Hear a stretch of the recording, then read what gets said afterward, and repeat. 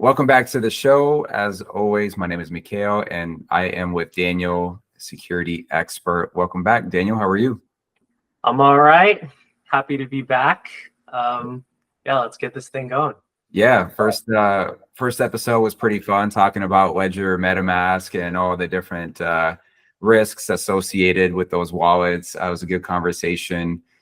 This time around, there's a few other pieces of news that are hitting the industry. Want to start with the Hong Kong police. You know, Hong Kong has been making a lot of noise lately in terms of crypto in general, and now they're looking to crack down on Metaverse, but they're doing it by launching their own Metaverse. Like, isn't that contradictory? Like, I'm not really sure I understand the concept here. You know, I don't either. I guess all I can say is, like, I think I should give props to the police, because it seems like they went through a lot of trouble to try to help educate people on, like, blockchain security. They actually launched their own metaverse. I admit, like, I haven't played with it or anything. I haven't gone into the metaverse to see how nice it is. Yeah, I mean, well, for some context, let me share this with you, Daniel. So the Hong Kong police force has launched Cyber Defender, which is a metaverse platform to raise awareness around technology crime prevention.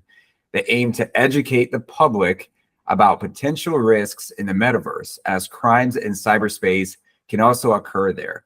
The platform will be used for public educational initiatives, particularly targeting the younger generation, due to an increase in the virtual asset crime in Hong Kong. The focus is on preventing technology crimes and raising awareness around advancements in information technology. So that's kind of like the summary around it. But yeah, I don't know the details in terms of how they're planning on fighting cybercrime with a metaverse that could potentially have its own vulnerabilities. Like, I imagine they, just like everybody else, they most likely have to go through the same security measures, right? Potentially have a third-party auditor, you know, to conduct a security analysis of their protocol. yeah, I mean, I imagine so too. I feel like this is one of those things where, because obviously this didn't happen overnight. It took them time to make this. So I wonder, and, like, they're government, right? So they're like uber slow. So, like, I wonder if it's like they came up with this and funded it at the height of the bull market, and then they just started doing it, and then, like, everything crashed, and then people stopped going to the metaverse and stuff, but they were already, like, in it, and somehow this project survived and didn't just get, like, unfunded in the middle of production, so they got it out. I mean, that's my guess how it all went down, just having worked in the government and knowing how inefficient they are and slow. But, like, hey, I'm happy. I mean, I think, like, any products that go out that educate the public about the dangers of blockchain at this early stage in its I guess, like, adoption, I'm for it. As hokey as it sounds, I think it's great. Yeah, we're starting to see more and more government agencies utilize blockchain technology, right? Even in San Jose, California, here in the States, where the regulatory aspect of blockchain technology is extremely strict, they're looking at San Jose is looking at leveraging blockchain technology for the voting system. So we're seeing blockchain technology trickle into these government agencies. And so when people are asking, well, is blockchain, like, is it here to stay? I think it's, the answer is clear, right? I mean, we're seeing it internationally, right, where the adoption might be a little bit more advanced, but we're also seeing it domestically in terms of here in the United States. Yeah, no, there's definitely interest there, right? There's remnants of interest from the peak of the bull market, and I think now there's still a lot of development that has continued even as the market's crashed.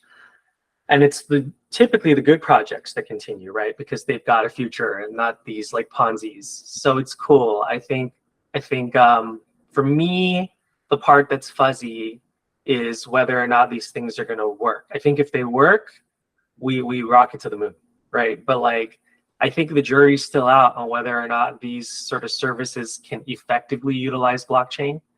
I think if it turns out that they can, you're going to see like a pretty strong adoption of the technology. But I think if it fails, then I'm not sure. Not sure after that. Yeah, well, I mean, only time will tell. But there's something else that's been trending lately, and that's what's happening with Bitcoin and ordinals. So there's an article that came out. I'll give you the summary. So BRC 721 is an innovative protocol on a Bitcoin network that revolutionizes the management of digital collections. It offers a secure and standardized platform for creating and managing digital collectibles. The protocol aims to address the fragmented and insecure methods of handling digital collections, providing trust and fostering growth in the ecosystem. BRC 721 provides a playground for hands-on learning and offers future innovations through its API for developers to build applications. The protocol seeks to make Bitcoin ordinals more accessible and drive the expansion of the digital collectibles ecosystem. So this, begs the question: is this just creating issues on the Bitcoin network in terms of congestion?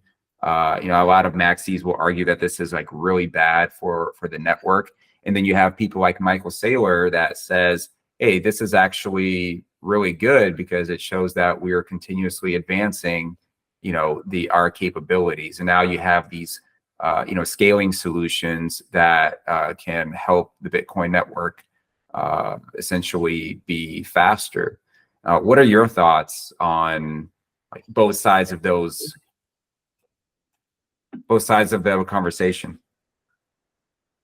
I don't know. My thoughts are like, personally, I'm kind of neutral about it, but I do think it's funny because like a lot of people who are Bitcoin maxis like love the simplicity of Bitcoin.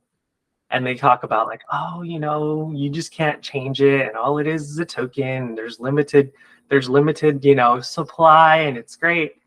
And then I think what they're seeing is like, it might not end up as simple as they thought, right? Like, because first of all, the community can still update their mining clients, and you can still see updates to the protocol to make it more complex, like having things like Lightning Network tacked onto it and stuff.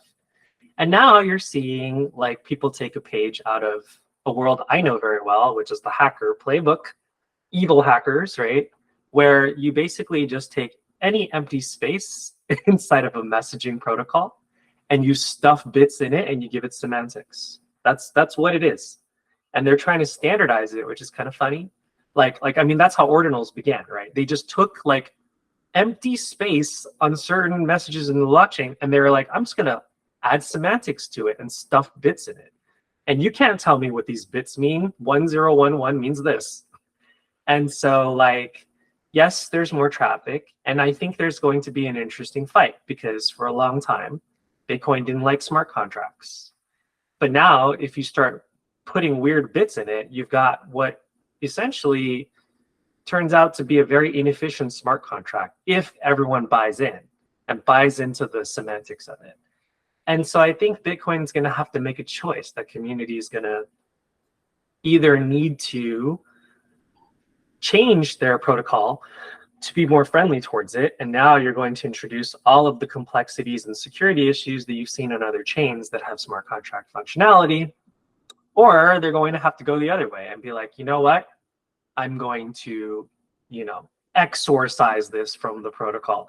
And we're going to like tighten up, and these bits won't even, this scratch space won't even be available, whether they can do that or not. That's the other extreme. And I don't know which way they're going to go, but it's kind of funny to see, just to watch.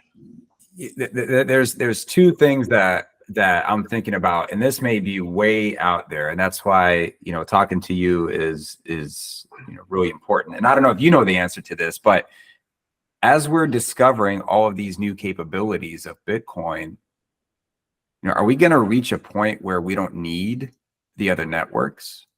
Could we potentially reach that point where Bitcoin can do everything that Ethereum is doing, or everything else that's happening in, say, Cosmos? Can we ever reach that point, you think, from a technical perspective? I think it is one of many possible worlds, but for that to happen, Bitcoin would need to really sell out. I mean, those maxis and their whole like simple protocol thing, that's going to sell out. And like, if Bitcoin becomes the thing, it's not going to look anything like the Bitcoin protocol we have now, where it's just simple tokens and simple transactions. I mean, it already kind of does it, and they're getting to the point where now they're adding like a P2P layer on top of it to increase the performance. Now you're going to add like, you know, BRC20 and BRC721 to scratch space and like messages. It's if they take over, they're really going to need to change a lot. And what you're going to end up seeing is maybe merges. I mean, people will just be like, all right, well, you know, since Bitcoin basically looks like Ethereum now, why don't we just merge the two efforts and have one chain, one giant chain? Honestly, I don't think it's going to happen, but you never know. Yeah, it's the other part that is concerning is, you know, as we add all of these new elements, you know, can it open us up to more vulnerabilities, right? Because as you mentioned, you know, at the end of the day, it's some of these things are running on a smart contract, which has its own limitations, and so they also need to be audited. And will those limitations and vulnerabilities, could they actually have an impact on, you know, the Bitcoin network? I don't know. I don't know the answer to that. Yes. Yes, they will. I mean, if somebody can create a collection, that person can rug pull the collection. There could be problems with the way they implement it. I mean, all of those same problems are going to come to light. Yeah. Moving on, speaking about vulnerabilities and exploits, there's one that we just had recently, Jimbos protocol, which I believe was on Arbitrum. And so on May 27th, 2023, the Jimbos protocol was exploited, resulting in a loss of 7.5 million USD. The vulnerability originates from the absence of a slippage control mechanism in one of the functions, which moves a substantial amount of liquidity in the pool. Consequently, this function can be exploited by an attacker to siphon tokens off liquidity providers. The total profit was around 7.5 million worth of assets. The attacker bridged these assets to Ethereum network and then transferred them to an address. Now, from what I saw, Jimbo's protocol came back and they offered 10%, right, of the stolen amount, which I don't know if there was an update on that, but that's the last thing I heard, that they offered a 10% reward. Otherwise, they'll start getting the authorities involved. So my question to you is, well, how much confidence should this attacker have in not being traced? That's the first question, right? How easy is it to determine the hacker? I haven't looked at the details yet, but how easy it is depends on how amateur the hacker was, right? If the hacker made mistakes, then yes, okay, the hacker is going to be traced back to a central exchange. They're going to subpoena them for a KYC, especially if the central exchange, you know, complies with the U.S. government or whatever government's chasing them.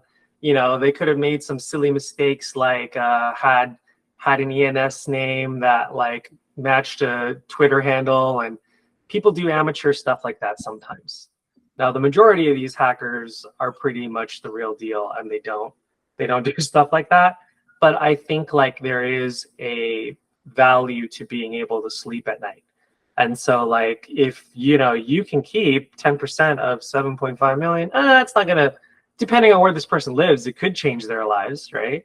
And it might be worth it just to know that they don't have to have the worry that they'll be somehow caught one day. So I think it's been proven to be an effective method of getting their money, people's money back sometimes. It's a lot similar to, it's kind of similar to paying off the ransom and ransomware attacks, right? So yeah, I don't know. I don't have much to say about this except this was a classic crypto attack. You see this all the time. Someone finds a vulnerability in like the swap rate in a liquidity pool. Not to get super technical unless people want me to, and I guess we'll find out. If people comment and say this is like way too high level, we'll get deep down. If they say it's way too technical, I'll get even higher than this. But at least Hey, right now, bring on the technical. I'm sure there's people that will really enjoy it. okay, well, I don't know. All we're going to say is, yes, there was a problem where you could manipulate the exchange rate for Jimbo tokens in a liquidity pool. Somebody recognized it, did a flash loan, bought a bunch of Jimbo tokens, messed with the exploit, changed the exchange rate, cashed in on ETH, and then put their ETH, and then just ran away with their ETH, right? So I just think that, to me, this is such a classic attack, and it shows us where we are in the world of cybersecurity today in Web3, which is you've got some hardening services like audits that try to prevent like a contract from having exploits or vulnerabilities that could be exploited. Sometimes, you know, people don't do audits, or for whatever reason, these vulnerabilities still show up. Maybe configuration errors, maybe there was a missed vulnerability in an audit. They get hacked and there is no prevention. No prevention, no way to fight an attack when an attack is happening, right? Pretty much no way for these smart contracts. And so you just end up in this situation where the only recourse is incident response, meaning this is after the money's stolen, my money's gone, what can I do? Maybe I offer you some reward, take the hit, reduce my losses. Maybe I call a detective, and that's all we can do. And I don't think it's good enough. I actually think that we do need some kind of prevention service in Web3. By prevention, I mean, when an attacker is attacking you and trying to exploit a vulnerability that they found, you have some way to fight back. And there just hasn't been a strong service in that area of security yet in Web3. You have a lot of things like AI-based antivirus, you know, like endpoint detection products in Web 2, but nothing like that in Web 3. And this is just another incident that highlights that fact. Well, I think from what I'm seeing, I don't think they even had a general security audit. So I could be wrong, but I'm not seeing anything about them even having an audit, which, you know, obviously having a security audit doesn't necessarily, it's not a foolproof way. We've already kind of touched on that. You mentioned that before in the past conversations, but yeah, I mean, I think the first step is to at least have an analysis of the smart contracts, and then beyond that, right? Because exploiters, they don't have a preference, right? They can either enter through the front end or the back end. So there's not necessarily, it doesn't have to be necessarily the smart contracts where they find those exploits, right? They just happen to be the most common areas. So yeah, I mean, it doesn't look like they even had an audit, which I think is just a message to the other projects out there that first and foremost, get an audit, you know, and from there, there's obviously other things that projects can do to ensure safety, but that would be the first step. I'd agree. I would agree. I mean, if you're going to handle people's money, I think you should have to have one. I think that's true in the TradFi world too, right? Like, not all code in Web 2 gets audited, obviously, right? Like, I don't think every piece of software that's coming out of Microsoft is getting a third-party audit. But if you're working with money, I have a feeling like banking software and stuff like that, they do get audits, whether voluntarily or maybe even by regulation. I'm not a lawyer, so I don't know the rules, but like, yeah, I mean, I definitely think that if you're handling people's money, you have just a moral obligation probably to like do your due diligence as a service provider and get that audit. You know, maybe it costs you a bit, but like you're handling people's money and you want them to trust you. And as a moral serviceman, as a moral business, you should have all the security that you can in place. And also to the user, this is a learning lesson before interacting with any smart contract. Just do your research, make sure that they've been audited, make sure that the smart contract that you're going to be interacting with has been audited, right? Because time and time again, we see a lot of these protocols, they may have an audit in place, but not everything is within that scope, right? And so just because there's a specific reputable auditor associated with a specific protocol, that doesn't necessarily mean that it's trusted. Yeah, I partially agree. I think it's true. I do agree that people need to do their own research, but actually, and we're going to touch upon this in the next story. I think our last story we're covering. I think there is a limit to what do your own research can do for a user at this point in the game. Yeah, and to segue into the next story, there's a new crypto mixer promises to be Tornado Cash without the crime. Not a new mixer. No, it's not a new mixer. It actually was Tornado Cash. Like, so there was a story on Tornado Cash recently because their DAO got hacked, right? And the way it was hacked was actually quite technically elegant. The hacker basically took advantage of a real quirk in the way that Ethereum works, their smart contracts work. And when contracts make contracts, and again, I'm choosing the like how deep in the weeds we want to go here. But let's just try this. When contracts create contracts, there's a way to do it where the address that the new contract is deployed at is deterministic. So you can predict what address like this new contract is going to be at. And as long as the parameters of the contract creation doesn't change, it always gets deployed at that address. And part of the parameters is a nonce. Another thing is a salt, but the important thing is a nonce. And so what happened was the attacker was able to create a contract that like the DAO sort of approved to follow. And then he was able to self-destruct that contract so that it was like empty space again. Because if you don't self-destruct the contract, you can't recreate it. When you self-destruct the contract, you reset the nonce. So then you can redeploy your contract and then do a bunch of transactions to get the nonce right. Nonce is basically a counter for what, like which transaction you've done. If you've done 50 transactions, your nonce is 50. When you get the nonce value right, you can then deploy a contract with that contract and have it end up in the exact same place. And so like that's what he did to kind of update the code. And in that updated code, he gave himself like a bunch of addresses he controlled, 10,000 torn tokens.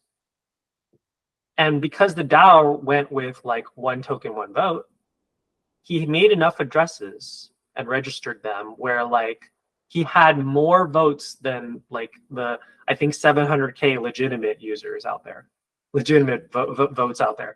So he could essentially just by himself could control any type of anything. He could pass anything he wanted with the DAO, which includes like, oh, I can just like have a lot of money get siphoned over to my addresses and blah, blah, blah, blah, blah, right?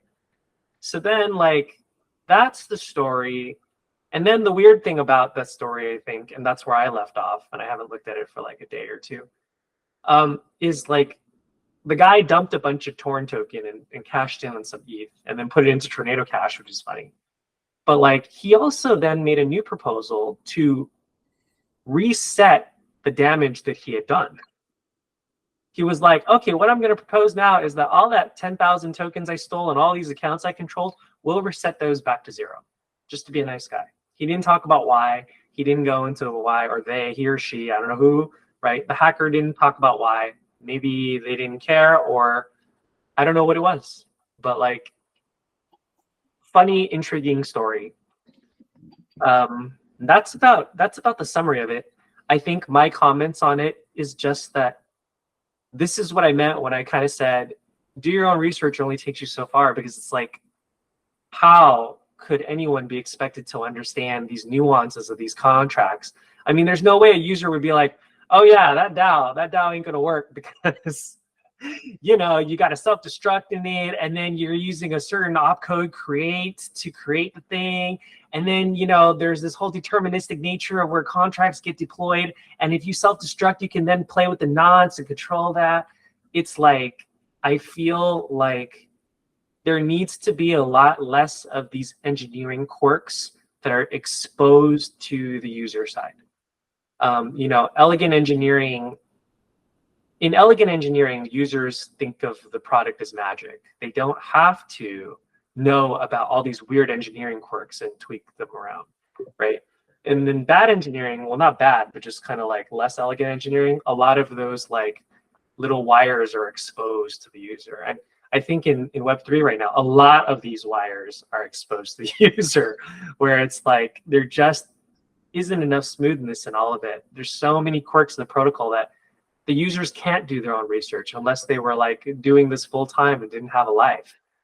And you know, there aren't that many people like that. And if you want retail adoption, you've got to mature the protocol to not have these type of quirks like become something the users need to know about to keep themselves safe.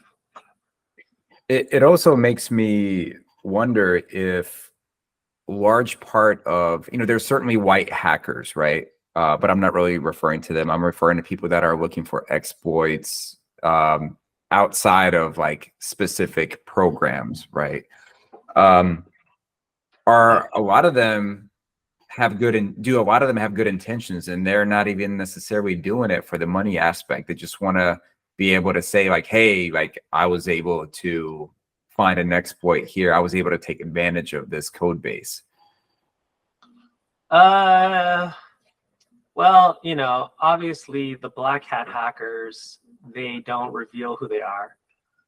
So it's hard to figure out the ratio of white hats to black hats.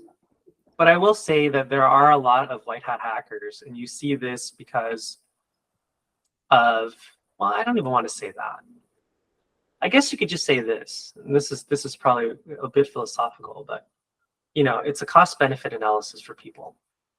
And like, you know, there's definitely a cost to having to run away from like authorities. And there's definitely a benefit from being able to sleep at night, right? So like, you know, there's a few benefits to reporting a hack. One is you might get a bug bounty if there's a bug bounty program. And two is you can get sort of famous, right? Especially if like a CVE is tied to you, like basically a finding is tied to you. And that looks really good on a resume and you can get a job. You can parlay that into a job, right? Or you can parlay that into an independent consulting service, right?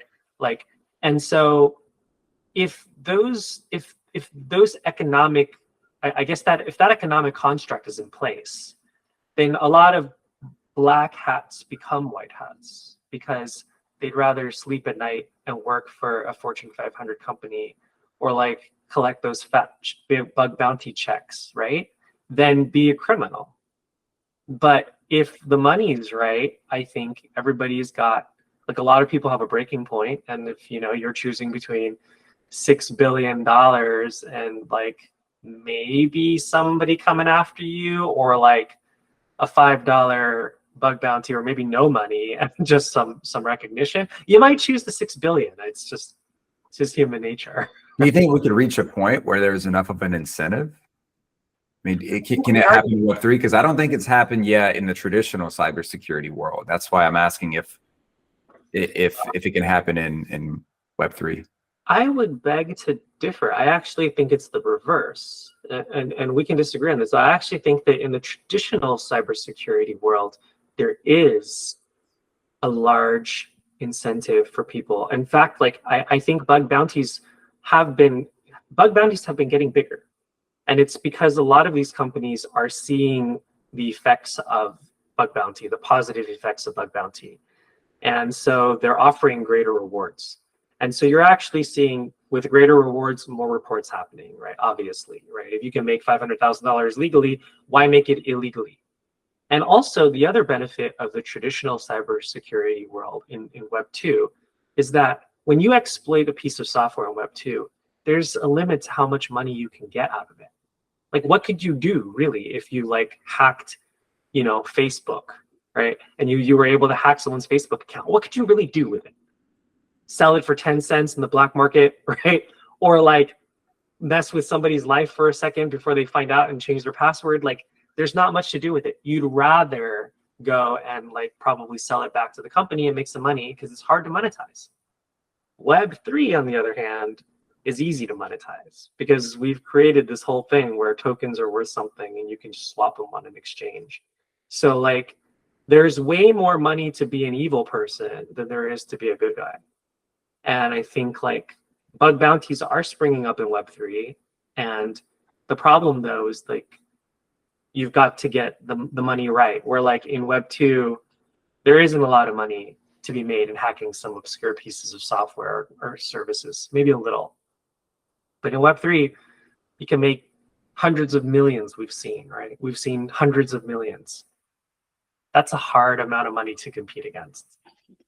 Yeah, I mean, I think in Web3, it's outside of the monetary aspect. There's really not much of an incentive, right? But in the traditional cybersecurity world, there's a lot of incentives outside of the monetary, right? Getting access to certain information, if it's especially a different government. So there's a lot of different variables that come into play into like all the incentives to find an exploit. But yeah, I do like the fact that in Web3, we are seeing more bug bounties in place, which is, and I don't know if this is because we're in the quote unquote bear market and there's just more people that are serious about their security, or in general, people are starting to like see the importance, and it's just a maturing industry, right? The same way you would have it in the traditional Web2 world. Now, people are starting to, incorporate those same characteristics in Web3. So I don't know if it's just we're right now left with people that are serious about building for the most part, or just in general, the industry is evolving and maturing. I think, yeah. I if I had to guess, I would say it's the latter. I think bug bounties are, at least at the moment, the general sentiment is that they're pretty effective. Like you even see like the Pentagon doing it like every quarter or every half a year now. They have like hack the Pentagon. So like I think a lot of people are seeing benefit to it. So Web3 is just jumping on that train, which is a good thing. I think I like it. That'll be one crazy crypto conference. Yeah, Pentagon hosted ETH Pentagon. yeah, that might happen sooner than you think. I don't know. I mean, the government's always like a couple years behind, like when it comes to like cloud tech. So I think they're just probably about to start adopting blockchain right about now. Yeah, we don't know what's going on behind the scenes, but as always, Daniel, it's always a pleasure to cover these stories with you. Thanks for your 2 cents, and until next week, we'll do it again. Awesome, cool. All right. Where can people follow along and ask you for some questions? Yeah, we'll see if this was too technical or not technical enough. I'm really curious. Yeah, what's your handle? Oh, on Twitter. Yep. It's Genster112, Genster112. Perfect. Yeah, be sure to follow Daniel, DM him, ask him any questions. And yeah, till next time. Thanks a lot, Daniel. See you guys.